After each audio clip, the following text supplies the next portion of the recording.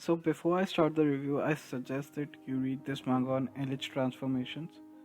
Actually, I'm not sure that is the name. I think it should be Elite Translations. Maybe just remember it wrong. Okay, I will tell you why at the end of the video because then it would make much more sense. So, unlike other reviews, I am doing this chapter by chapter right now. When I wrote this review, I was on first chapter, and that was there was some intriguing aspects, but something was just dumb. At that time, I thought it was dumb, and maybe many of you will think that this is generic and drop this, but I suggest don't. Please don't. It gets better. It gets much better. There was something that was a little bit of plot driven and a little disappointed since I really liked the concept in the story. There was some weird parts after that, and I thought, okay, this is not at the same level of other isekai that I have read yet. Uh, I mean, some of the good isekai that I have read yet, but then it got much better, much better.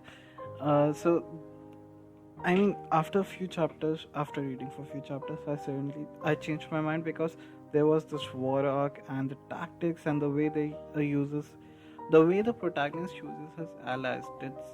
Authors did some really good work in this manga. I mean, might be this reminded me a bit of the Kingdom, if you have seen that.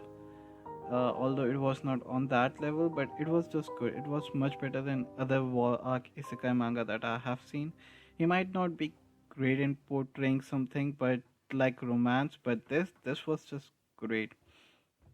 So if you like to read these kind of things, where there is war, tactics, wit, intelligence, wisdom, and good enemies, and uh, overall plot, then you should try this. The actions of main character are not too straightforward too. It would depend on your perspective. If you can see the bigger picture, then you would see things much differently. If you just see the smaller picture, then you will think, okay, they are stupid. What is he even doing? It's a bit complicated. There is a bit complicated stuff, but then author does give some page for the explanation to make everything easier after everything is over, so you won't miss much. But that's why I suggested read this on Ellis translations, because there are comments below each chapter, and there are different perspectives. So either that, or if you have a community with whom you can actually talk and see it together, that would be nice. I mean, just knowing all these different perspectives just makes this manga much more interesting. I hope you enjoy this.